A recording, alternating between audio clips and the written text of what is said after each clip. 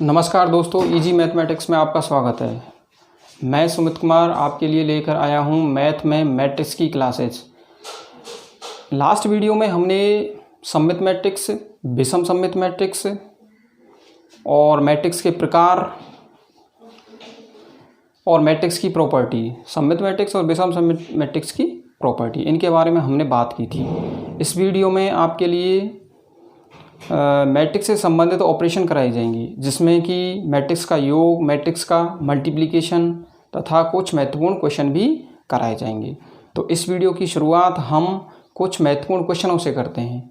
तो इधर देखिए, क्वेश्चन नंबर फर्स्ट है, यदि A equal to AIJ 3x3, मतलब AIJ 3x3 क्रम की क्या है, कोई मैट्रिक्स है, और इसमें अवयव AIJ किस प्रकार से परिभाषित किया गया है, I² माइनस के J², इस टाइप से ये परिभाषित किया गया है।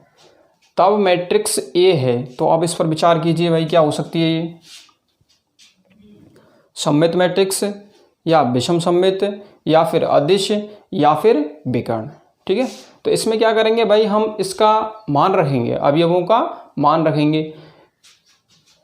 AIJ 3x3 क्रम की है, तो इसको अपन ऐसे लिख सकते हैं कि A को अपन ऐसे मान सकते हैं। ये कैसे होगी, A11, A12, A13, A21, A22, A23 और A31, A32 और A33, इस टाइप से होगी। तो अवयव A11 की बात करें तो 1 - 1, भाई I का मान 1 रखना पड़ेगा और J का मान भी आपको 1 रखना पड़ेगा। तो 1 - 1 बराबर 0। तो अवयव A11 कितना आएगा, 0 आएगा। अवयव A22 की बात करें तो A22 कितना आएगा, 2 का स्क्वायर माइनस 2 का स्क्वायर, तो 0। ऐसे ही अवयव A33 की बात करें तो 3 का स्क्वायर माइनस 3 का स्क्वायर बराबर 0। इसका मतलब विकर्ण अवयव क्या हो गए, 0। सभी विकर्ण अवयव क्या हैं, 0। तो आपका दिमाग यहाँ पे जाना चाहिए भाई, सभी विकर्ण अवयव किस में 0 होते हैं, स्क्यू सिमेट्रिक मैट्रिक्स, विषम सममित मैट्रिक्स में मुख्य विकर्ण के सभी अवयव 0 होते हैं। चलो एक बात तो क्लियर हो गई, लेकिन दूसरी बात क्या होती है विषम सममित मैट्रिक्स में, कि विषम सममित मैट्रिक्स के अवयव मुख्य विकर्ण के सापेक्ष सममित होते हैं। संख्यात्मक मान में बराबर आएंगे और चिन्ह में कैसे आएंगे, विपरीत आएंगे। तो पहले हम अवयव A12 की बात करते हैं। A12 क्या है, यहाँ पे I का मान 1 रखना पड़ेगा और 1 में से जब 2 का स्क्वायर घटाएंगे तो कितना आएगा, -3 आएगा। A12 कितना आ गया, -3। तो अब A21 देख रहे हैं, A21 +3 आना चाहिए। A21 I का मान 2 रखेंगे, 2 का स्क्वायर करेंगे तो 4, 4 में से -1 तो कितना आया, 3। तो A21 कितना आ गया, 3 आ गया। ऐसे ही अवयव A13 की बात करते हैं, A13। तो A13 के लिए हमें I का मान 1 रखना पड़ेगा और J का मान कितना रखना पड़ेगा, 3 रखना पड़ेगा। जब A का मान और I का मान 1 रखेंगे तो 1 और 3 रखेंगे, 3 3 9, 1 में से 9 गए तो -8। तो A13 अवयव A13 -8 आएगा। कितना आएगा, -8 आ गया। अब बात करते हैं हम A31 की, अवयव A31 के लिए I का मान 3 रखना पड़ेगा और J का मान 1 रखना पड़ेगा। तो 3 3 9, 9 में से 1 गए तो +8, कितने, +8। ऐसे ही A23 का मान निकालेंगे। A23 का मान निकालेंगे, 2 का स्क्वायर करो, 4 माइनस 3 का स्क्वायर करेंगे तो 9, 4 - 9 इक्वल टू कितने हुए, -5। और ऐसे ही A32 की वैल्यू निकालें तो 3 3 9 हो जाएगा और 2 2 4, 9 में से 4 जाएंगे तो 5। तो A23 तो आ गया आपका -5 और A32 आ गया +5। और ये वाले विकर्ण अवयव सभी क्या आ गए, 0 0 0। इसका मतलब ये मैट्रिक्स कैसी हुई हमारी, स्क्यू सिमेट्रिक मैट्रिक्स। तो कौन सा ऑप्शन सही होगा, विषम सममित वाला। ठीक है ना, तो ऑप्शन बी सही है इसमें। अब हम नेक्स्ट क्वेश्चन की बात करते हैं। n क्रॉस n कोटि के विकर्ण मैट्रिक्स में कम से कम कितने अवयव शून्य होंगे।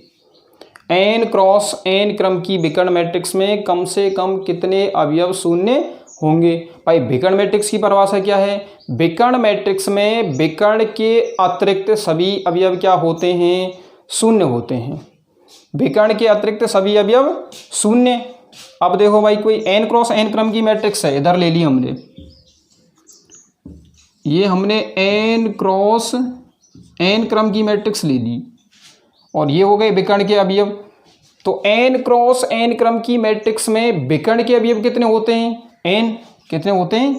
n ही तो होंगे। 2 क्रॉस 2 क्रम की मैट्रिक्स में विकर्ण के अवयव 2 होते हैं। 3 क्रॉस 3 क्रम की मैट्रिक्स में विकर्ण के अवयव 3 होते हैं। इसी प्रकार n क्रॉस n क्रम की मैट्रिक्स में विकर्ण के अवयव कितने होंगे? n। अब इन n विकर्ण के अवयवों के अतिरिक्त जो ये अवयव हैं a1 2 इस प्रकार से a1n और ये सभी जो इसके बाद में ये वाले अवयव आएंगे, इधर ये वाले अवयव आएंगे, ये सभी क्या हैं? शून्य है। ये सभी क्या हैं? शून्य है। यानी कि कितने अवयव शून्य हो गए? कुल अवयव कितने थे? n स्क्वायर में से मुख्य विकर्ण के अवयवों को घटा दो, बाकी शेष अवयव आएंगे वो क्या आएंगे? शून्य आएंगे। तो n स्क्वायर माइनस n, यही तो क्वेश्चन है कि कम से कम कितने अवयव शून्य होंगे। तो कम से कम कितने अवयव शून्य होंगे? n square minus n। और n स्क्वायर माइनस n को हम क्या लिख सकते हैं भाई? n स्क्वायर माइनस n को n कॉमन ले लिया जाए तो अपन इसको लिख सकते हैं n इंटू n माइनस 1। तो ऑप्शन कौन सा सही हुआ? Option number B. ऑप्शन कौन सा सही हुआ? बी। अब क्वेश्चन नंबर 3 क्रॉस 3 कोटि के त्रिभुजाकार मैट्रिक्स में अधिक से अधिक विभिन्न प्रकार के अवयव हो सकते हैं। विभिन्न प्रकार के कितने अवयव होंगे? तो देखो भाई 3 क्रॉस 3 क्रम की कैसी मैट्रिक्स है? त्रिभुजाकार मैट्रिक्स।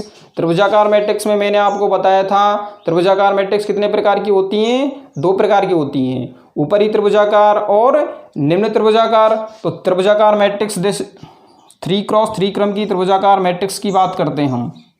ये हो गई 3 क्रॉस 3 क्रम की त्रिभुजाकार मैट्रिक्स। जैसे हमने ऊपरी त्रिभुजाकार ले ली, कौन सी ले ली? ऊपरी त्रिभुजाकार। तो इसमें मुख्य विकर्ण के नीचे वाले अवयव क्या होंगे? शून्य। मुख्य विकर्ण के नीचे के अवयव क्या हो गए? शून्य। बाकी अवयव इस प्रकार से होंगे a b c p q r, a b c p q r। Question क्या है हमारा कि अधिक से अधिक विभिन्न प्रकार के कितने अवयव हो सकते हैं? तो एक प्रकार के अवयव तो शून्य हो गए, तो एक अवयव तो ये हो गया शून्य। दूसरा डिफरेंट अवयव a, तीसरा b, चौथा c, पांचवा p, छठवां q, सातवां r। तो इस प्रकार कितने प्रकार के डिफरेंट अवयव हो सकते हैं? 7 प्रकार के, ठीक है ना। 7 अवयव डिफरेंट हो सकते हैं। तो ऑप्शन नंबर क्या होगा? डी होगा। ऑप्शन क्या होगा? डी। अब है क्वेश्चन नंबर 4। क्वेश्चन नंबर 4, यदि a एक ऐसा पंक्ति मैट्रिक्स हो कि a बराबर a की पावर t, ये क्या है? a की पावर t है। a बराबर a की पावर t, तब a में अवयवों की संख्या होगी। क्या कह रहा है? ये पंक्ति मैट्रिक्स है। तो अब पंक्ति मैट्रिक्स बना के देखो। मैंने आपको डेफिनेशन बताई थी, पंक्ति मैट्रिक्स में केवल एक पंक्ति होती है। तो एक पंक्ति वाली कोई मैट्रिक्स बनाओ। जैसे यदि हमने एक मैट्रिक्स 1 क्रॉस 2 क्रम की ले ली, 1 क्रॉस 2 क्रम की जैसे ले ली आपने 3 4, ये 1 क्रॉस 2 क्रम की हो गई। अब 1 क्रॉस 2 क्रम की परिवर्त मैट्रिक्स यदि हम प्राप्त करें तो ये क्या आएगी? 3 4। कितनी आएगी? 1 क्रॉस 2 क्रम की 2 क्रॉस 1 आएगी, जो कि बराबर नहीं है। बराबर नहीं है। तो अंततः हमें एक ही अवयव लेना पड़ेगा। अंततः हमें मैट्रिक्स में एक ही अवयव लेना पड़ेगा, तभी उसकी परिवर्त मैट्रिक्स मूल मैट्रिक्स के बराबर आएगी। जैसे आप एक अवयव ले लेते हैं, x ले लिया हमने, क्या ले लिया? a बराबर x ले लिया। तो ये भी तो पंक्ति मैट्रिक्स है भाई, 1 क्रॉस 1 है। पंक्ति मैट्रिक्स की डेफिनेशन क्या थी? पंक्ति मैट्रिक्स में केवल एक पंक्ति होती है। यहाँ भी आपको एक पंक्ति दिखाई दे रही है। तो ये 1 क्रॉस 1 क्रम की पंक्ति मैट्रिक्स हो गई। अब इसकी हम परिवर्त मैट्रिक्स ज्ञात करें तो ये भी क्या आएगी? 1 क्रॉस 1 की आएगी। और सेम आ रही है, देखो सेम आ रही कि नहीं आ रही? सेम आ रही है। तो इसका मतलब क्या हुआ? ए बराबर ए की पावर टी की संख्या ज्ञात कीजिए। तो ऐसी मैट्रिक्सों की संख्या ज्ञात करनी है जिनके लिए ए बराबर ए की पावर टी हो। तो कितनी होगी बताओ? एक होगी। कितनी होगी? एक होगी। ठीक है। अब इसके बाद में देखते हैं हम, यदि ए एक 6x6 क्रम का विकर्ण मैट्रिक्स हो तो उसमें शून्यों की संख्या होगी। किसकी संख्या ज्ञात करनी है हमें? शून्यों की संख्या ज्ञात करनी है। विकर्ण मैट्रिक्स की परिभाषा क्या होती है? विकर्ण के अतिरिक्त सभी अवयव शून्य। विकर्ण के अतिरिक्त सभी अवयव शून्य। तो उसके लिए मैंने अभी एक क्वेश्चन कराया था आपको, क्वेश्चन नंबर 2। तो क्वेश्चन नंबर 2 में शून्य अवयवों की संख्या कितनी प्राप्त हुई थी हमें? n × n-1, या फिर कह सकते हैं n² - n। तो n का मान यहाँ पर कितना है? 6 है। n का मान कितना है? 6। तो n² - n कितना हो जाएगा? 6 का स्क्वायर -6 बराबर 30। तो कम से कम कितने अवयव हो सकते हैं? कम से कम 30 अवयव शून्य होने चाहिए। 30 से अधिक हो सकते हैं। क्यों हो सकते हैं? क्योंकि विकर्ण मैट्रिक्स में मुख्य विकर्ण के अवयव भी शून्य हो सकते हैं। ऐसा एग्जाम्पल मैंने आपको विकर्ण मैट्रिक्स की परिभाषा में बताया था। तो न्यूनतम कितने होंगे भाई? 30 होने चाहिए। तो ये क्वेश्चन, इसका आंसर क्या होगा? सी ऑप्शन होगा। ठीक है, लिखो तो इनको।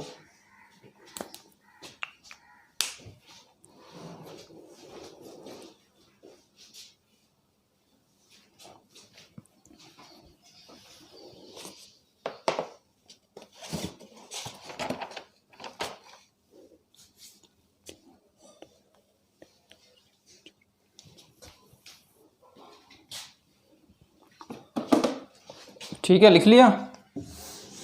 अब एक क्वेश्चन और,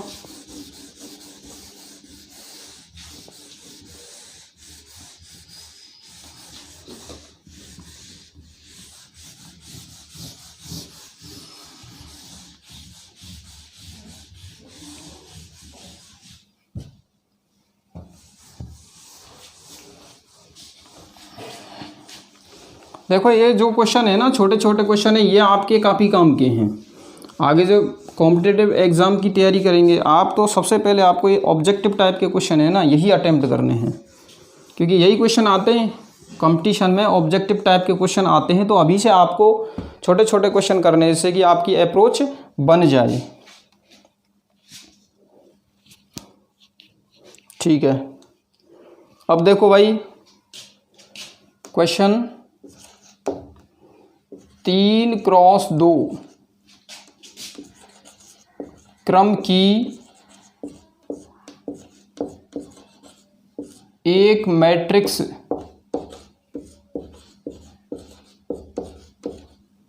ज्ञात कीजिए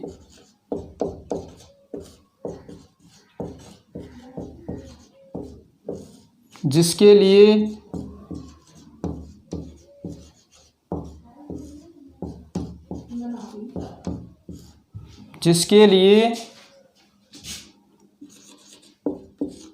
aij बराबर 1/2 मोड i-3j हो। क्या हो? i-3j। तो भाई 3x2 क्रम की एक सामान्य मैट्रिक्स की कल्पना करते हैं अपन। माना कि 3x2 क्रम की मैट्रिक्स ये है, a बराबर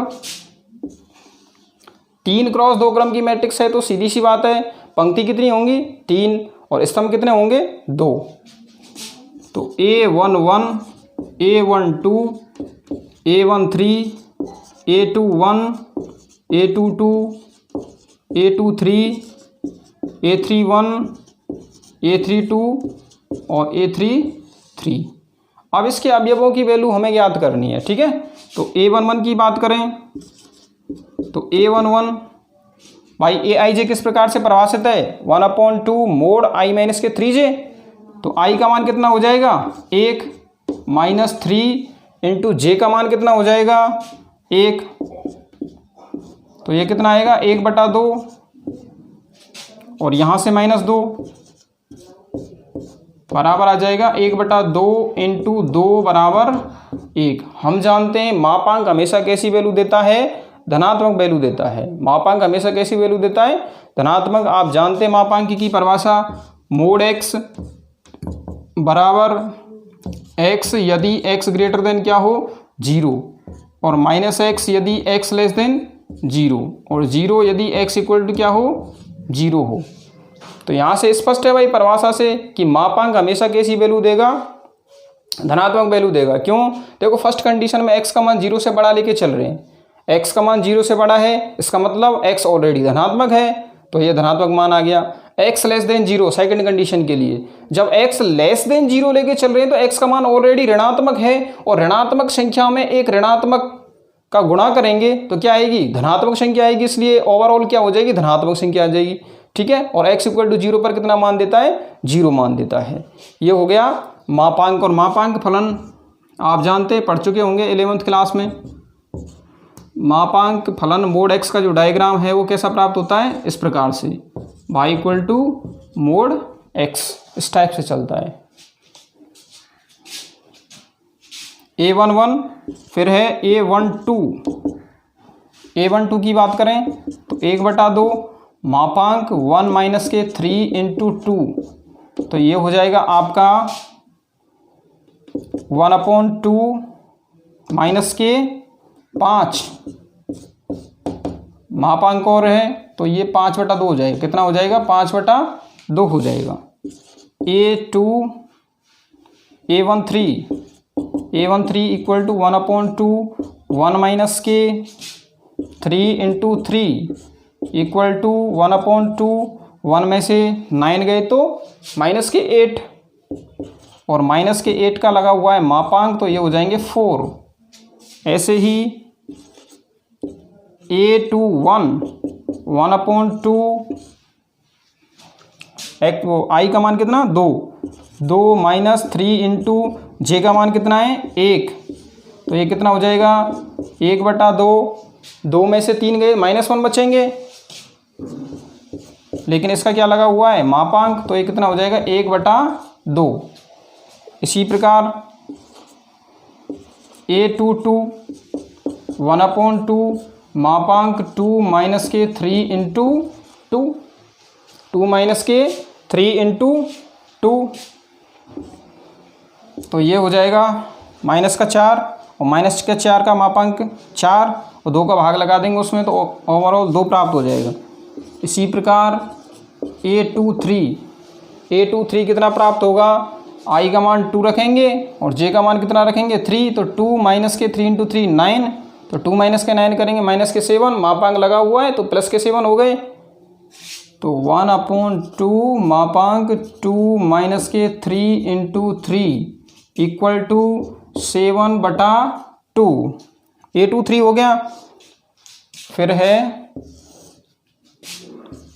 a31 इक्वल टू 1/2 मापांक लगा दिया, i का मान कितना है 3, तो 3 रखो, माइनस के 3j, तो 3 इंटू j का मान कितना है 1, तो ये कितना हो जाएगा 0।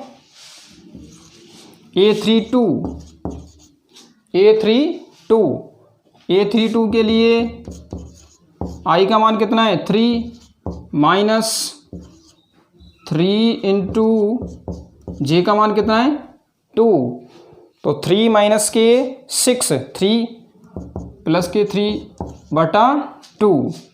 अगला है a33, तो 1/2 मापांक लगा दिया, i का मान 3 माइनस के 3 इंटू j का मान भी 3, तो ये कितना हो जाएगा 3 माइनस के 3 इंटू 3 9, तो 6 आएगा, और 6/2 हो जाएगा 3। तो इस प्रकार हमें ये मैट्रिक्स मिल जाएगी A। तो इसको नीचे लिख सकते हैं अपन, अतः A इक्वल टू मान रखो a11, a12, a13, इन सभी के क्या रखने हमें मान रखने हैं। तो a11 का मान कितना आया था 1, a12 का मान 5/2 और a13 का मान 4, ठीक है ना। तो 1 5/2 और 4। इसी प्रकार द्वितीय पंक्ति के मान रखेंगे तो A21, A22, A23 कितने आए 1/2, 2 और 7/2, 1/2, 2 और 7/2, ये द्वितीय पंक्ति के मान हो गए। अब तृतीय पंक्ति के मान रखेंगे। तृतीय पंक्ति यहाँ पे देखो 0, 3/2 और 3, 0, 3/2 और 3। इस प्रकार से हमें 3x3 क्रम की मैट्रिक्स प्राप्त हो गई। लिखो तो